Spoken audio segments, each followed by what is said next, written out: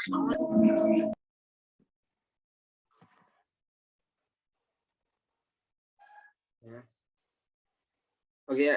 kita buka.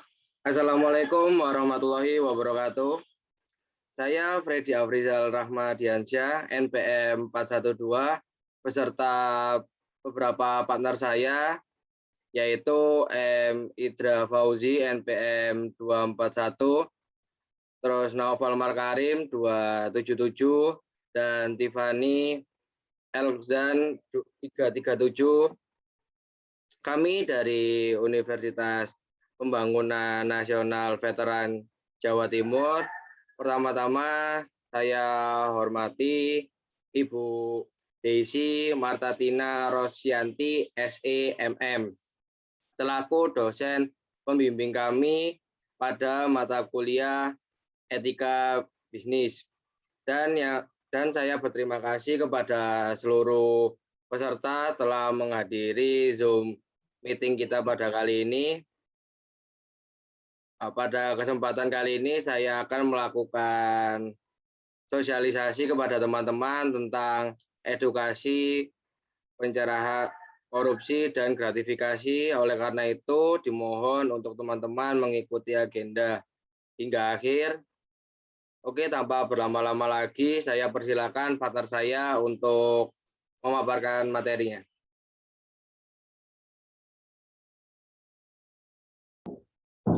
Baik, berikut adalah pembahasan dari kita. Yang pertama yaitu pengertian korupsi, yang kedua pengertian gratifikasi, yang ketiga penyebab korupsi dan gratifikasi, yang keempat bentuk-bentuk korupsi, yang kelima contoh gratifikasi, yang keenam pencegahan korupsi dan gratifikasi.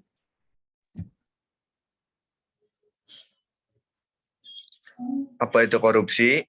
Korupsi adalah suatu perbuatan penggelapan uang maupun barang, penerimaan uang sogok, dan lain sebagainya untuk memperkaya diri sendiri ataupun suatu korporasi yang mengakibatkan kerugian pada pihak tertentu. Dalam UU nomor 31 tahun 1999 dan UU nomor 20 tahun 2001, tindak pidana korupsi dijelaskan dalam 13 pasal. Berdasarkan pasal-pasal tersebut, korupsi dijerumuskan ke dalam 30 bentuk atau jenis tindak pidana korupsi. Sebab seseorang melakukan korupsi. Faktor internal. Yang pertama, aspek perilaku individu. Sifat tamak rakus pada manusia, kejahatan orang profesional yang rakus, sudah berkecukupan tapi serakah, mempunyai hasrat besar untuk memperkaya diri. Yang kedua, aspek sosial, bahwa lingkungan keluarga lah yang secara kuat memberikan dorongan bagi orang untuk korupsi dan mengalahkan sifat baik seseorang. Yang kedua, faktor eksternal. Aspek ekonomi, pendapatan tidak mencukupi kebutuhan dalam rentang kehidupan, ada kemungkinan seseorang mengalami situasi terdesak dalam hal ekonomi.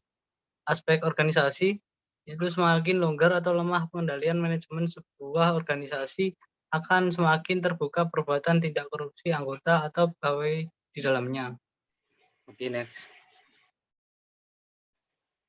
Oke, bentuk-bentuk korupsi. Yang pertama yaitu korupsi suap menyuap, yaitu tindakan pemberian uang atau menerima uang hadiah yang dilakukan pejabat pemerintah untuk melakukan sesuatu yang bertentangan dengan kewajibannya, sehingga perbedaan hukum formal dan material. Contoh, memberikan hadiah ke pegawai negeri karena jabatannya. Pegawai negeri menerima hadiah yang berhubungan dengan jabatannya. Terus menyuap hakim, menyuap avokat. Yang kedua yaitu korupsi penggelapan jabatan. Contohnya pegawai negeri memalsukan buku untuk pemeriksaan administrasi. Yang kedua pegawai negeri merusak bukti. Yang ketiga pegawai negeri membiarkan orang lain merusak bukti. Next. Berikut bentuk-bentuk korupsi yang ketiga, ada korupsi tindakan pemerasan. Korupsi yang dilakukan oleh pegawai negeri yang bertujuan untuk menguntungkan diri sendiri atau orang lain dengan cara melawan hukum dengan menyalahgunakan kekuasaannya, dengan memaksa seseorang memberikan sesuatu, membayar atau menerima pembayaran dengan potongan, atau untuk mengerjakan sesuatu bagi dirinya sendiri.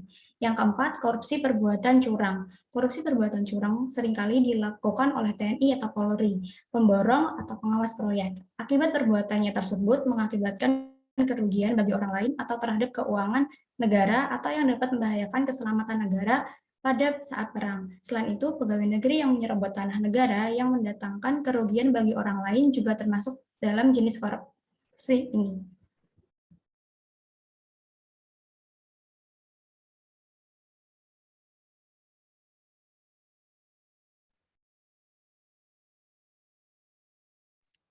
Strategi preventif.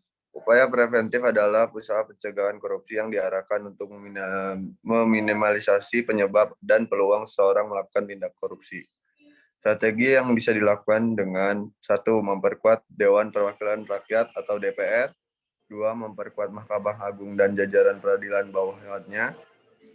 3. Meningkatkan kualitas pelayanan kepada masyarakat. 4. Penyempurnaan manajemen sumber daya manusia dan peningkatan kesejahteraan pegawai negeri.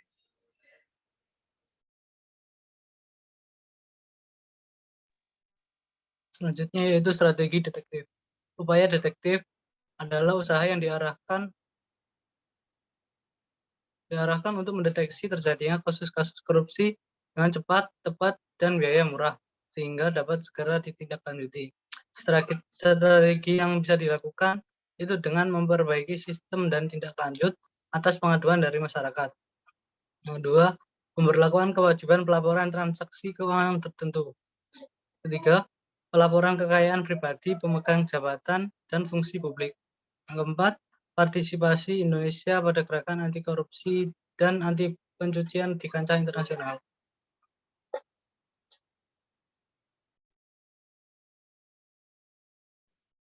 Oke, yang selanjutnya yaitu strategi represif, yaitu usaha yang diarahkan agar setiap perbuatan korupsi yang telah diidentifikasi dapat diproses dengan cepat, tepat, dan biayanya murah, sehingga para pelakunya dapat segera diberikan sanksi sesuai peraturan perundang-undangan yang berlaku.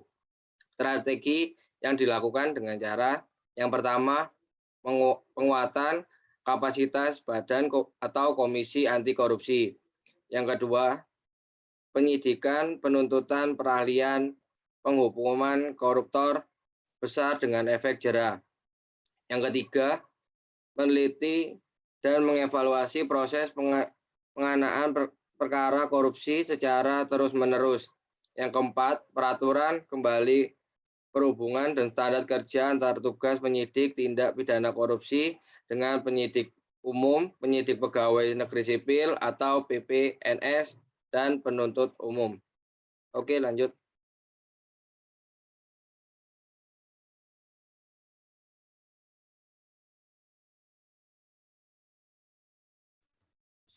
Berikutnya, apa itu gratifikasi? Gratifikasi adalah pemberian hadiah berupa menjadi sesuatu yang perbuatan pidana suap khususnya pada seseorang penyelenggara negara atau pegawai negeri. Adalah pada saat penyelenggara negara atau pegawai negeri tersebut melakukan tindakan menerima suatu pemberian hadiah dari pihak manapun sepanjang pemberian tersebut diberikan berhubungan dengan jabatan atau pekerjaannya.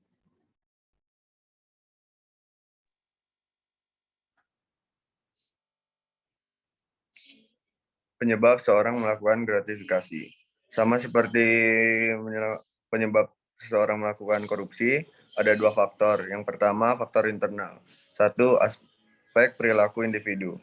Sifat tamak, rakus manusia, kejahatan orang profesional yang rakus, sudah bercukupan tapi serakah, mempunyai hasrat besar untuk memperkaya diri. Yang kedua, aspek sosial.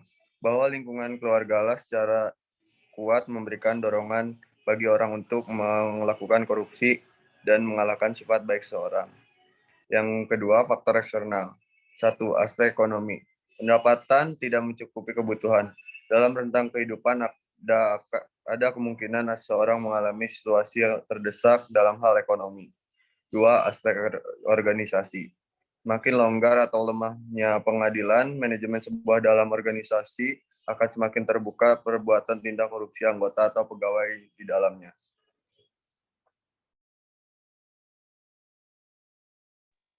Contoh gratifikasi. Yang pertama, pemberian potongan harga khusus bagi pejabat untuk pembelian barang dari rekanan. Yang kedua, pemberian tiket perjalanan kepada pejabat atau keluarganya untuk keperluan pribadi secara cuma-cuma. Yang ketiga, pegawai negeri yang berhubungan dengan jabatan atau kewenangannya menerima gratifikasi dan tidak lapor KPK dalam jangka waktu 30 hari.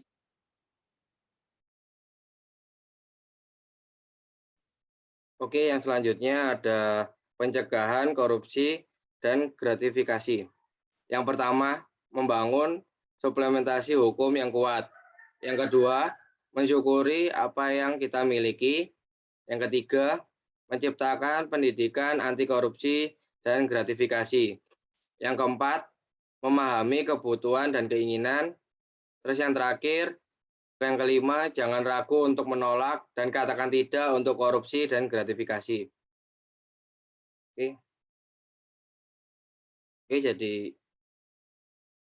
Oke, ini saja yang dapat kita presentasikan. Apabila kita ada kesalahan, mohon maaf. Wabillahi taufiq wal hidayah. Wassalamualaikum warahmatullahi wabarakatuh.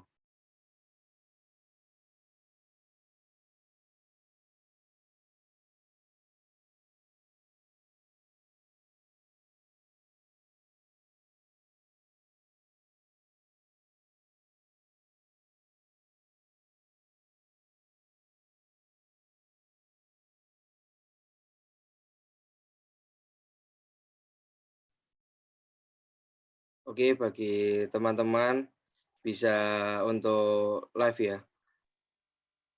Terima kasih Rek yang sudah mau Ya, saya juga berterima kasih kepada kalian yang menyempatkan waktunya Sabtu untuk join ke Meet kita. Terima kasih ya. Terima kasih semuanya. Terima kasih. Terima kasih semuanya.